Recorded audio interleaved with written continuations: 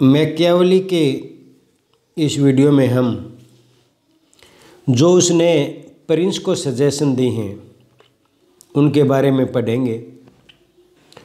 ये जो सजेशन उसने दी हैं प्रिंस के बारे में, ये हमें बहुत सारी अनैतिक सजेशन लगेंगी, मोरलिटी से बिल्कुल खिलाफ लगेंगी। और मैकियावेली को जो एक किस नज़र से देखा जाता है, जो मैकियावेलिज्म की बात हम करते हैं या किसी धूर्त या किसी चालबाज आदमी को हम मैकियावेलिन के नाम से संबोधित करते हैं, जैसे किसी तानाशाह को हम हिटलर के नाम से संबोधित करते हैं। तो मैकियावेली का जो ऐसा मूल्यांकन है वो इसी वजह से किया जाता है जो आज हम पढ़ेंगे, यानी कि जो उसने सजेशन दी थी प्रिंस को। हालांकि जनता को इस तरह की सजेशन नहीं देता, जनता को बिल्कुल नैतिक नियमों से ईमानदारी से रहने की सलाह देता है वो आम आदमी के लिए, लेकिन प्रिंस को जो सलाह देता है वो हम देखेंगे। उसका सलाह देने के पीछे ये मुख्य लक्ष्य था कि वो एक मजबूत राज्य की स्थापना करना चाहता था जो कानून व्यवस्था को अच्छी तरह से स्थापित कर सके और इटली को एक मजबूत राज्य बना सके। तो उसका जो लक्ष्य था, जो हम पहले भी पिछली वीडियोज़ में बता चुके हैं, इटली का एकीकरण और एक मजबूत राज्य के रूप में इटली की स्थापना उसका एक महत्वपूर्ण लक्ष्य था, उसके दर्शन का, उसकी पॉलिटिकल फिलॉसफी का। और इसी आधार पर उसने राज्य के बारे में बताया है या ह्यूमन नेचर के बारे में बताया है, उसको कंट्रोल करने के लिए मोनार्की को सपोर्ट किया है। और जो मोनार्क हो गया, जो प्रिंस है, जो राजकुमार है, उसको अपनी सत्ता बनाए रखने के लिए कैसे व्यवहार करना चाहिए, वो जो सलाह है वो हम इसमें देखेंगे। सबसे पहली सलाह जो देता है, curse all opposition with iron hand. Machiavelli ये कहता है कि विरोध को किसी भी रूप में स्वीकार नहीं करना चाहिए। विरोध कभी भी विद्रोह में बदल सकता है और सत्ता को चुनौती दे सकता है या उसके शासन के लिए खतरा बन सकता है। और इसमें वो कहता है कि समझाने बुझाने से भी काम नहीं चलेगा, बल्कि मजबूती के साथ उसका दमन करना चाहिए, जैसा कि ज़्यादातर जो तानाशाही सरकारें आज भी करती हैं या लोकतांत्रिक व्यवस्थाओं में भी ऐसा देखने को मिलता है कि सरकार जो है वो विद्रोह को दबाने के लिए हमेशा या ज़्यादातर फोर्स का प्रयोग करती है, लाठीचार्ज या फिर गोली चलवाने तक की भी बात आ जाती है। और तानाशाही राज्यों में तो विद्रोह को बिल्कुल स्वीकार किया ही नहीं जाता। तो यही सलाह देता है, हालांकि वास्तव में ऐसा होता है। मैकियावेली के इस विचार को ज़्यादातर जो हैं सरकारें या राजा आज भी उसको फॉलो करते हैं कि वो किसी भी तरह का जो विद्रोह होता है या सरकार की जो खिलाफत करता है या सरकार के विरुद्ध विचार रखता है, उसको हमेशा आयरन हैंड से डील करती हैं सभी सरकारें। ऐसी ही सलाह मैकियावेली देता है कि कोई सी भी तरह का विरोध या विद्रोह हो उसको सख्ती से दबाना चाहिए, उसमें किसी भी तरह की नरमी या दयालुता नहीं दिखानी चाहिए। तो पहली सजेशन ये देता है। दूसरी देता है to be fox and lion. यहाँ फॉक्स और लॉयन से उसका संबंध है कि एक तो उसको लोमड़ी की तरह चालाक होना चाहिए।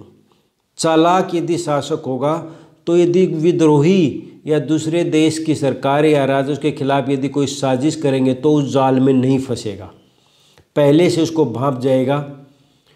तो ये चालाकी जो उसके अंदर होनी चाहिए, अगर वो इस तरह से चालाक नहीं है तो आसानी से दुश्मन उसको जाल में फंसा लेंगे और उसके लिए खतरा उत्पन्न हो जाएगा। दूसरा, उसको फिर लॉइन की तरह स्ट्रॉन्ग होना चाहिए, यानी कि मजबूत होना चाहिए। दुश्मनों को नष्ट करने की शक्ति या विद्रोह को दबाने की शक्ति उसके पास होनी चाहिए। तो शेर जैसी ताकत होनी चाहिए और लोमड़ी जैसा दिमाग होना चाहिए। जो चालाकी, जिसके लिए लोमड़ी जानी चाहती है, चालाकी के लिए जानी जाती है, तो इस तरह का चालाक उसको होना चाहिए और शेर की तरह मजबूत होना चाहिए। तभी कोई राजा, शासक या सरकार अपने आप को मजबूत स्थिति में रख सकती है। तो दूसरी सलाह ये देता है। तीसरी सलाह देता हूँ कि take quick and firm decision. उसको डिसीजन लेने में देरी नहीं करनी चाहिए, क्योंकि उसका ये मानना है यदि कोई शासक या कोई सरकार यदि डिसीजन लेने में देरी करती है तो ये इससे एक सरकार की कमजोरी या नाकामी नज़र आती है, और कई बार निर्णय में देरी लेने की वजह से कोई समस्या भी बहुत ज़्यादा बढ़ सकती है जो कि उसके काबू से बाहर हो सकती है। तो वो कहता है, प्रिंस को जो सजेशन देता है कि उसको क्विक और फर्म यानी कि उसको मजबूती से जो डिसीजन ले लिया फिर उस पर अडिग रहना चाहिए, उस पर फिर बार बार उसको बदलना नहीं चाहिए। हालांकि पहले डिसीजन सोच समझ के लेना चाहिए, लेकिन फिर एक बार डिसीजन लेने के बाद उसको मजबूती जमा रहना चाहिए, क्योंकि जो डिसीजन बदलता है तो इससे भी उसकी छवि या इमेज ऐसी बनती है कि एक कमज़ोर शासक है या निर्णय लेने में सक्षम नहीं है, तो ऐसी इमेज उसको नहीं बननी लेनी चाहिए। उसकी इमेज जनता की नज़रों में एक मजबूत शासक की होनी चाहिए जो कि कठोर निर्णय लेता है और फिर उन निर्णयों पर हमेशा डिग रहता है, उनसे डिगता नहीं है, उनसे बदलता नहीं है। तो ऐसी छवि को, ऐसे मजबूत शासक को ही जनता मानती है, उसको ही पसंद करती है। तो ये सजेशन थी। मेंटेन पीस एंड प्लेंटी, उसको शांति स्थापित रखनी चाहिए, और प्लेंटी यानी कि प्रचुरता होनी चाहिए, यानी कि जो आवश्यकताएं लोगों की हैं उनको किसी चीज़ का अभाव नहीं होना चाहिए। यदि लोगों में अभाव होगा तो निश्चित रूप से शासन की नाकामी होगी। जैसे उसने पीछे भी कहा था जब राज्य की बात कही थी कि राज्य की सक्सेस प्रोस्पेरिटी पर निर्भर करती है कि कितना प्रोस्पेरियस वो स्टेट है या कि लोग हैं, उसी पर उसकी सफलता निर्भर करती है। तो यहाँ पर वो कहता है कि उसको एक तो शांति स्थापित रखनी चाहिए, क्योंकि यदि अशांति होगी तो हमेशा खतरा रहेगा फिर, और राज्य पर या राजा पर विश्वास भी नहीं रहेगा जो शांति स्थापित नहीं कर सकता।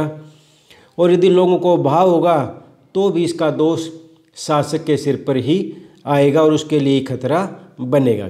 तो कहता है कि शांति और पीस और प्लेंटी को मेंटेन रखने की जिम्मेवारी प्रिंस के उसको रखना चाहिए।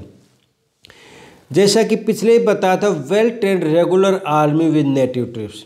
जब उसने राज्य की भी बात की है कि राज्य कैसा होना चाहिए, तो उसने कहा था, और उसमें जो राज्य को सजेशन दिए हैं वही बात मैं क्या लिया, कहता है कि हमेशा उसको एक ट्रेंड रेगुलर आर्मी रखनी चाहिए, यानी कि अच्छी तरह ट्रेंड होनी चाहिए जो किसी भी तरह की लड़ाई का मजबूती से सामना कर सके।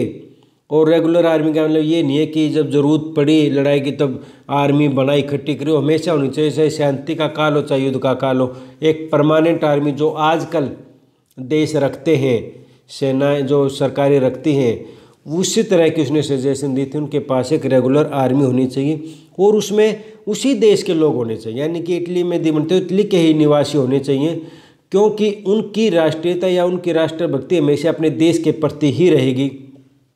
यदि दूसरे देश के लोगों को सेना में भर लिया तो उनकी जो है फेथफुलनेस पर या लॉयल्टी पर हमेशा शंका रहेगी। जैसे यदि फ्रांस के लोगों को कर लिया तो फ्रांस के साथ यदि हमें युद्ध करना पड़ा तो हो सकता है कि वो हमारा साथ ना दे। तो उन पर निर्भर नहीं रहना चाहिए, हमेशा अपने स्वदेशी लोगों की एक रेगुलर आर्मी प्रिंस को बनानी चाहिए। Prince himself should be a good commander and soldier. एक वो कहता है कि प्रिंस को खुद भी, यानी कि राजा को खुद भी एक अच्छा कमांडर होना चाहिए, उसको भी सैनिक कार्य कुशलता उसके अंदर होनी चाहिए। एक सैनिक के अंदर जो दक्षता है, जो गुणता, उसको भी सैनिक ट्रेनिंग उसकी होनी चाहिए, मिलिट्री ट्रेनिंग उसकी होनी चाहिए, और किस तरह सेना को डिप्लॉय किया जाता है, कंट्रोल किया जाता है या रेगुलेट किया जाता है, वो सारी बातें उसको आनी चाहिए। जैसे एक अच्छा कमांडर होता है वो सेना को हमेशा रेगुलेट रखता है, मेंटेन रखता है और ट्रेन रखता है, तो वो सारी खूबी जो है वो प्रिंस में अपने आप होनी चाहिए। क्योंकि यदि वो दूसरों पर निर्भर रहेगा तो कमांडर भी कभी भी उसके खिलाफ विद्रोह कर सकते हैं। इसलिए अपनी सत्ता को बचाए रखने के लिए उसको खुद एक ये क्वालिटी उसके अंदर डेवलप होनी चाहिए। Maintain is popularity earn love and affection. यहाँ पर कहता है उसको पॉपुलैरिटी लेनी है, उसको हमेशा जनता के बीच में लोकप्रिय होना चाहिए। चाहे इसके लिए उसने दिखावा करना पड़े, चाहे झूठ बोलना पड़े, कुछ भी करना पड़े, लेकिन पॉपुलरिटी उसके अंदर रहनी चाहिए किसी भी तरह। जैसे कि आज भी हम डेमोक्रेसीज में भी देखते हैं कि नेता अपने आप को पॉपुलर बनाने के लिए झूठ का भी सहारा लेते हैं,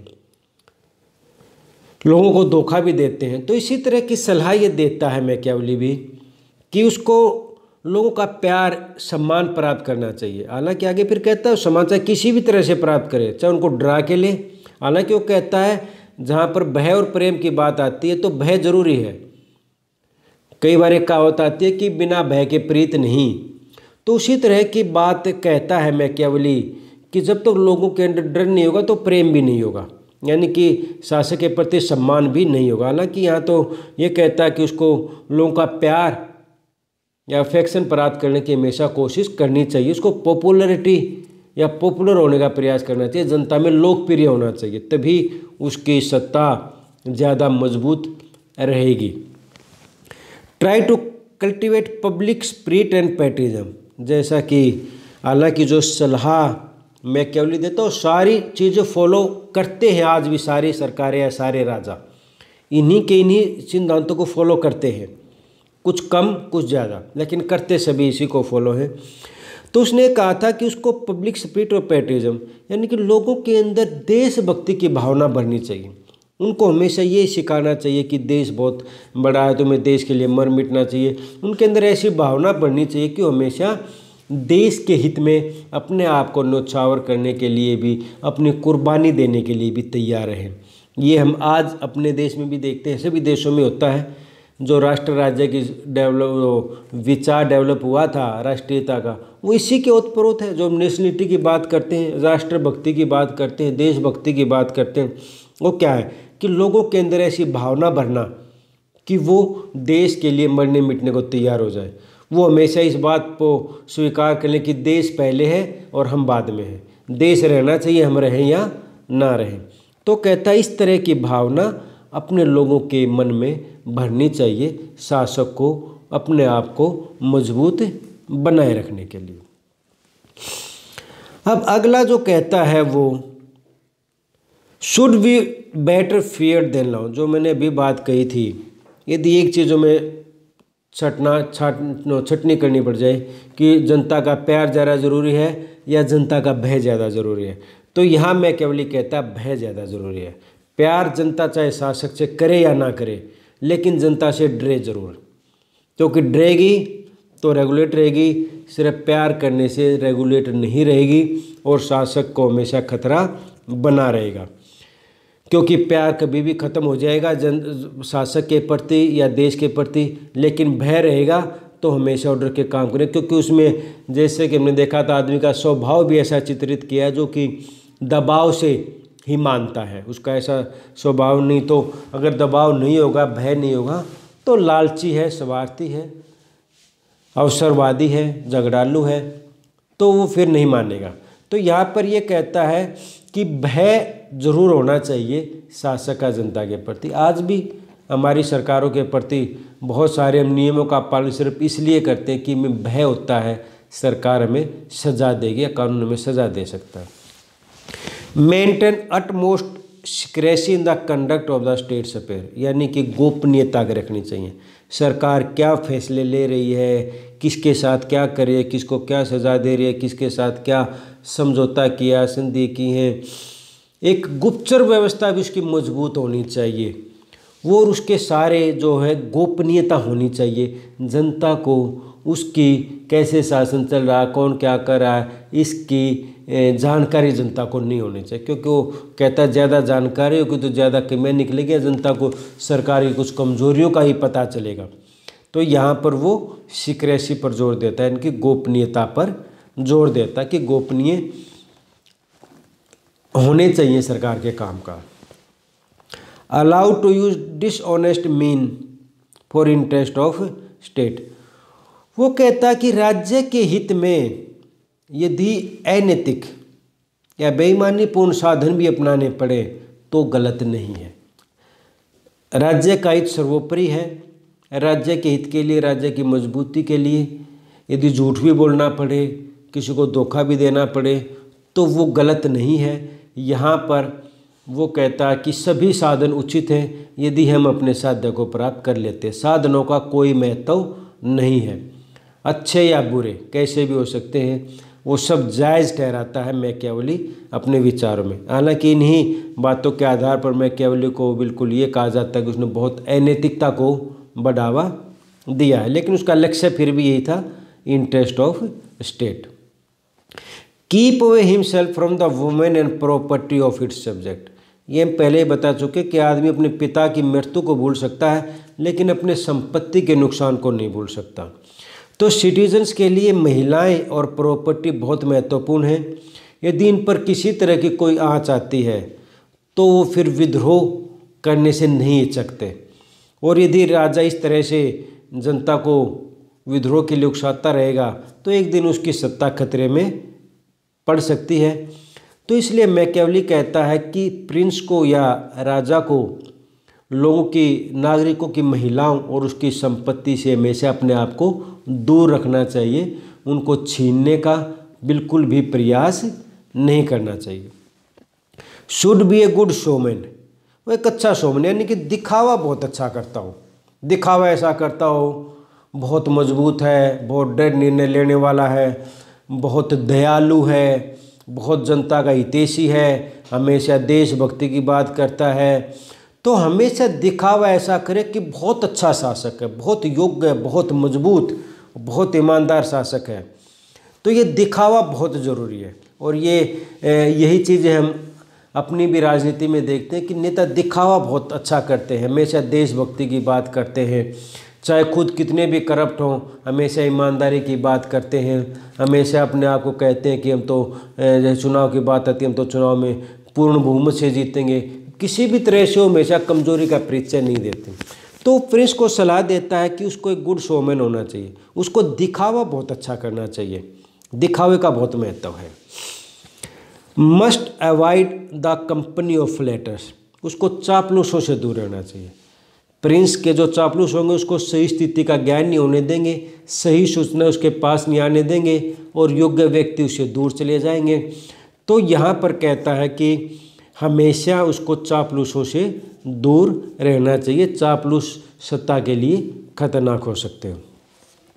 नोट है परमानेंट फ्रेंड्स एंड एनिमी, उसको ये जिद नहीं करनी चाहिए मेरा दुश्मन है तो हमेशा मेरा दुश्मन रहेगा, ये मेरा दोस्त है तो इसके लिए कितना भी नुकसान हो जाए मैं दोस्ती नहीं पाऊँगा। उसका कहना है कि दोस्ती दुश्मनी कुछ नहीं है, राज्य का हित सर्वोपरि है, राज्य की मजबूती ज़रूरी है, अपनी सत्ता बनाए रखना ज़रूरी है। इसके लिए यदि दोस्त को छोड़ना पड़े तो छोड़ देना चाहिए, दुश्मन के साथ यदि दोस्ती करनी पड़े, दुश्मनी छोड़नी पड़े तो छोड़ देनी चाहिए। जिद नहीं माननी चाहिए, या कोई ये नहीं मानना चाहिए मेरा दोस्त है तो मैं इसके लिए सब कुछ कुर्बान कर दूँ, तो ऐसा नहीं होना चाहिए।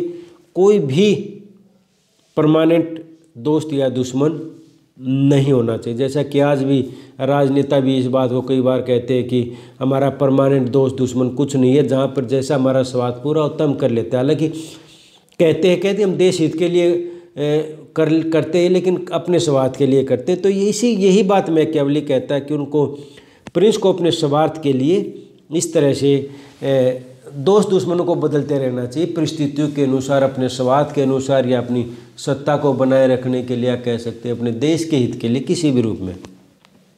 Not mix up with all, उसको जनता के साथ जैसा घुलना मिलना नहीं चाहिए, अपनी छवि ऐसी बनानी चाहिए कि जनता से अलग रहे, ज़्यादा घुले मिले नहीं, लोगों को थोड़ा पूंछ से दूर रहे। जैसे कि बड़े नेता आज भी आम आदमी से ज़्यादा चुनाव में तो आते हैं लेकिन वैसे दूरी बनाए रखते हैं, वो अपने आप को एक अलग कैटेगरी में बना लेते हैं कि हम इस तरह से नहीं मिलेंगे।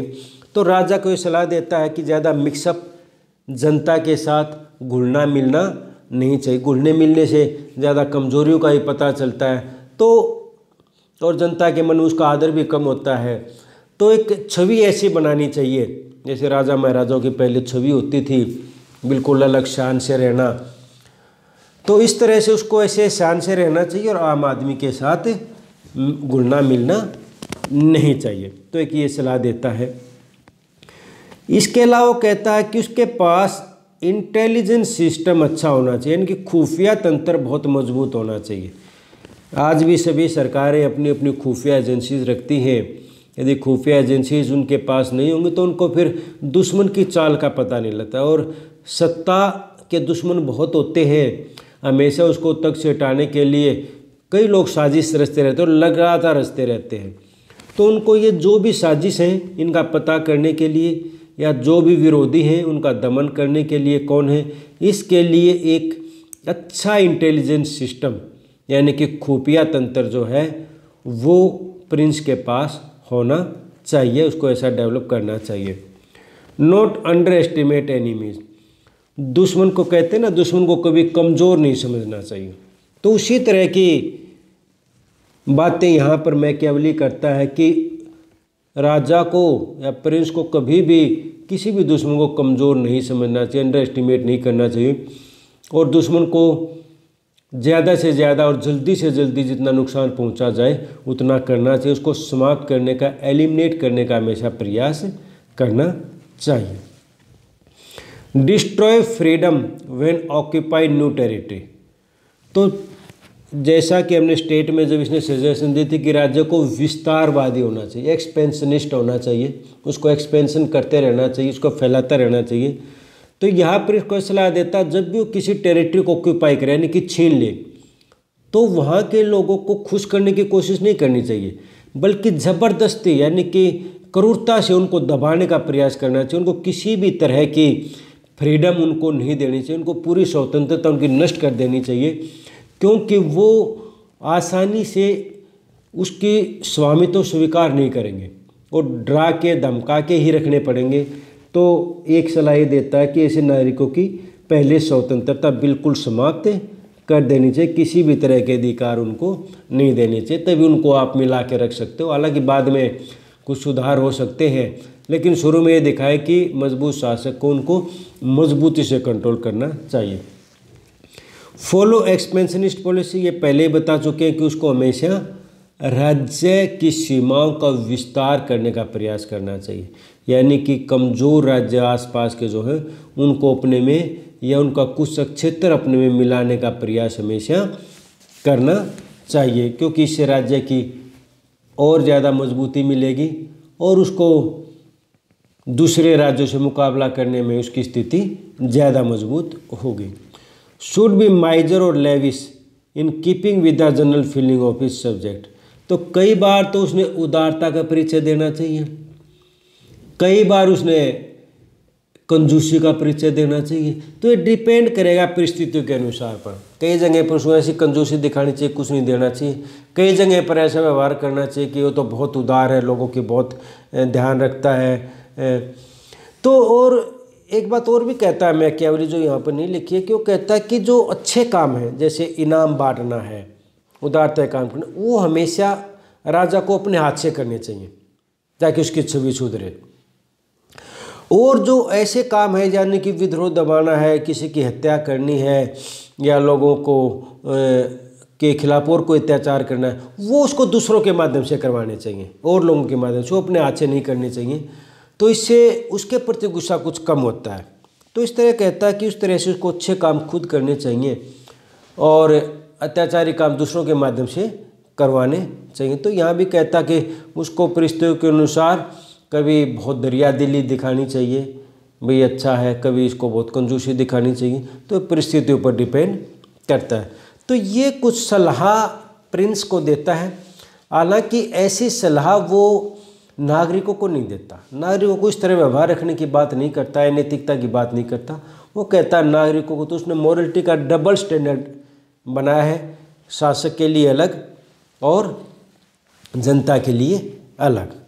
तो ये जो सारी सजेशन दी थी, ये एक किस्म से उसने ये आरोप भी लगते हैं कि मेडिसी राजतंत्र था, मेडिसी का जो युग था, उसमें उसने उसको खुश करने के लिए ऐसी किताब लिखी थी, ऐसी सलाह दी थी और उसका गुणगान किया था ताकि उसको पद मिल सके। उसको अच्छे अच्छे पद मिलते भी रहे थे उसके शासनकाल में, लेकिन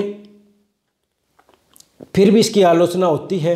हालांकि उसका उद्देश्य ये माना जाता है कि इटली को मजबूत बनाना चाहता था, उसकी नज़रों में जनता का हित या राष्ट्र का मजबूती महत्वपूर्ण थी और इसीलिए उसने ऐसे साधनों के इस्तेमाल की वकालत की थी। लेकिन फिर भी इसको जिस तरह इसने सलाह दी है, हालांकि होता वास्तव में बिल्कुल ऐसा ही है, राजनीति में होता ऐसा ही है, शासक करते ऐसा ही जैसा कहा है, लेकिन वही बात है, दिखावा ऐसा करते कि वो बहुत उदारता से काम करते हैं या लोगों की स्वतंत्रता सम्मान करते हैं या उनको राज्य का कोई लालच नहीं है।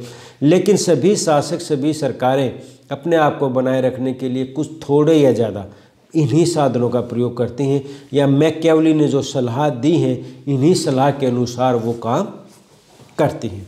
तो ये कुछ सलाह थी जिसके लिए मैकियावेली की आलोचना भी बहुत होती है और कुछ लोग इसको एक आधुनिक विचारक भी कहते हैं, व्यवहारवादी विचारक भी कहते हैं, इन्हीं विचारों की वजह से।